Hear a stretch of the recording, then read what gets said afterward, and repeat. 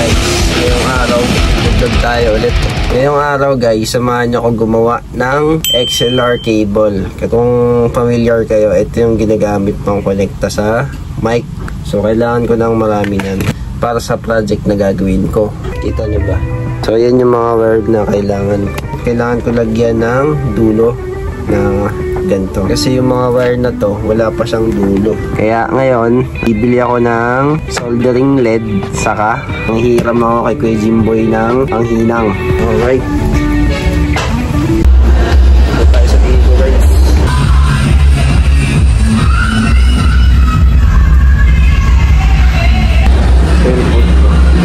Yun ngayon, magsisimula na ako maghinang. And naka-set up na ako dito. Ito yung kung paano ako naghihinang. And yun, bumili ako ng panghinang. Ito. Hindi ako professional para dito. So yan, ito ang setup ko. May lamesa naman ako. Baka masira. Dito na lang ako sa lapag. Baka mainit kasi to, masira yung lamesa ko. Tapos dito na lang ako mag-ano sa upuan.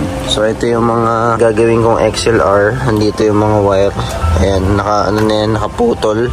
Yung mga sizes na rin yan sila. Ito yung unang-una natin gawin. Ayan, papasok ko na yun sa dito. Ito din. Tapos, ito, ilalagay ko ngayon siya dito. Tapos, ipipwesto ko siya dito sa vice grip. So, ayan. Ito, ingat lang sa pag-ipit nito kasi pamayupi itong XLR. Kaya, isasakto nyo yung higpit itong vice grip. Baka kasi masyado siyang umigpit at mayupi yung XLR para sa ground. Ayan, may mga number dyan. Number 1 sa ground, number 2 para sa positive, tas negative naman tong 3. Hindi ako expert dito pero ginagawa ko lang siya kasi kaya ko eh. Kung bibili naman din ako ng bago, medyo mahal. Saka may mga gusto kong haba ng wire. Minsan hindi na available sa market. And saka mahal din talaga. Kaya ako na lang gagawa. Since kaya ko naman, ako na lang. So 1, nasa left siya. Ngayon, nasa left side. Left side dito. So yun, ipit na natin to. So, sasaksa ko na itong panghinang. Ngayon, babalatan ko na to siya. Meron pala akong ginagamit. Di ko alam kung anong tawag dito eh. So yan, meron akong pang ng wire, pang balat. Di ko alam kung pambalat talaga to. Naisip ko lang na pambalat to. So mag-ano lang ako ng ganyan kaiksi. Ano lang ng ganyan kaiksi. Ayan. Hindi ganun kaganda yung wire na nabili ko kasi nasa budget meal nga ako. Since parang susubukan ko pa lang naman to gawin. Yan, nilinisin mo lang. May mga ano yan dyan, tela, saka yung parang insulator niya. Gugupitin ko lang to. Yan, ikutik-kuting ko lang. Tapos maglalagay tayo ng medyo konting haba dito. Konting-konting ano lang size netong color red sa white.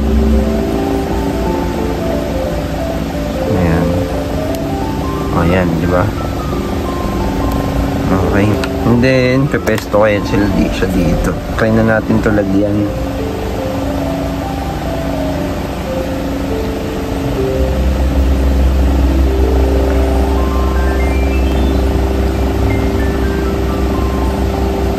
Alright, okay na siguro yan guys. Ground, number 2 ground. So, number 2 nandito sa left.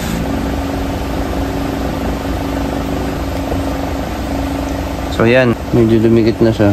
So, next natin sa number 2, nasa right side, red ang positive natin. So, number 2 positive, nandito nga siya sa right side. Gagamitin ko yung color red. Tanggal lahat. Ayan, pag natanggal lahat, lalagay lang ako ulit. Pero, dito ko na siya lalagay. I-fix ko muna siya dito.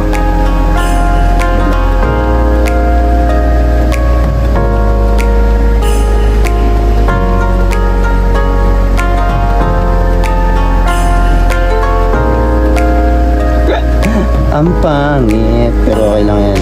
Number 3 na tayo, negative. So, ito ang gagamitin natin para sa negative. Ang color white.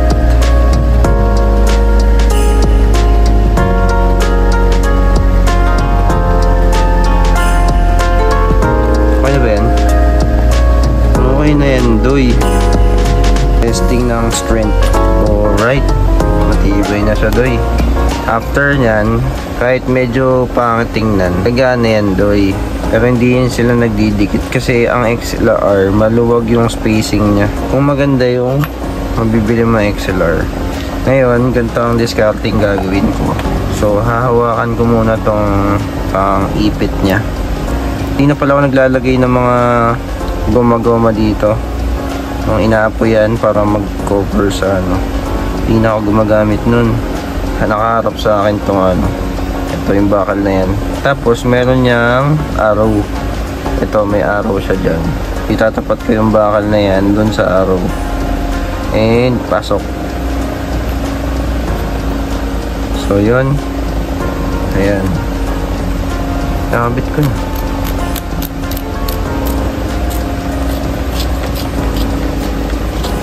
Okay. Ngayon nakabilis. Okay na. Tapos sa kabilang side naman tayo ngayon. Set up ulit to. Ito muna, baklasin muna natin to. Ayan, baklas. Tapos yan, tanggalin natin to. O diba? Yan lang bilis. Yan, set aside muna natin to. Natin kung paano magiging pwesto.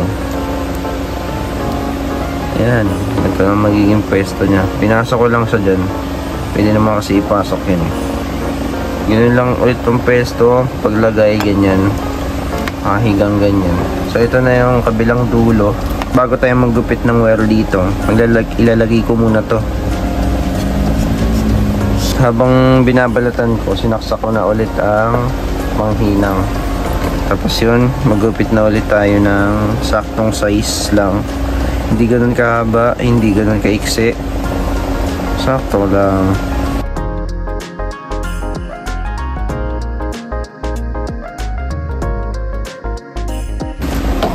Yung sasalita ko, hindi mo mabilis.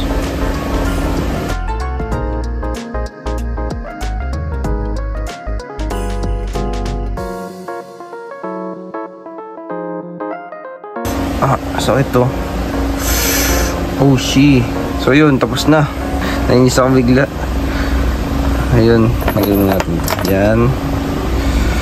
Testing. Ang lakas. Okay na. Ang sakit, takte. So yun, na-bad trip ako bigla. Nawala yung mood ko.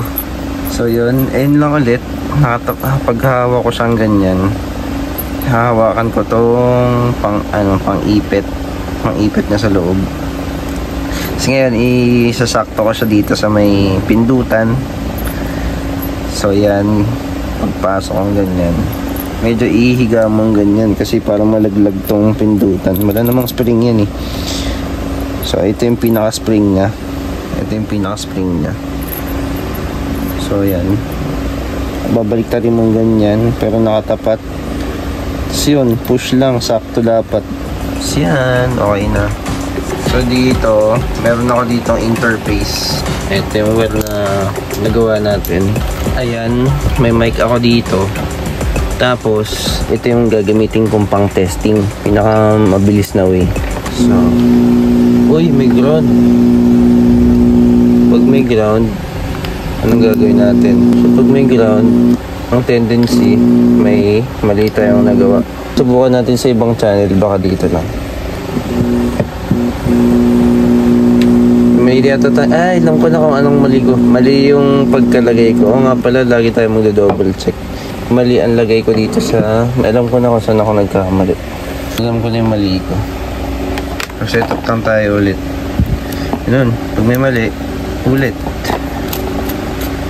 Okay lang magkamali.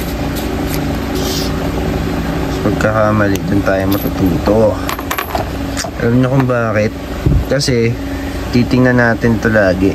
Itong numbering dito. 1, 3, saka 2. Ito ang 1. Pag binaliktad nyo, nasa left side. Sa left side. Di ba ang 1 natin ay ground? Ground ang 1. So, mali ang lagay ko. So, ang 1, ang nalagay ko ay positive. Na dapat hindi ganyan. So, ayun. Ilalagay ko na lang dyan sa screen kung ano yung diagram. Ito lang ang nagkabaliktad. Itong ground sa positive.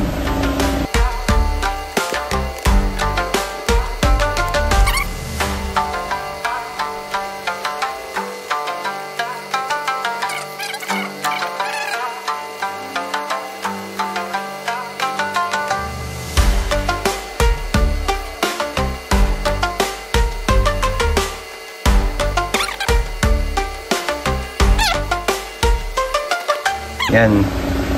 Nakabilis. Medyo pangit lang siya. Pero magagana to. Alright, gumagana.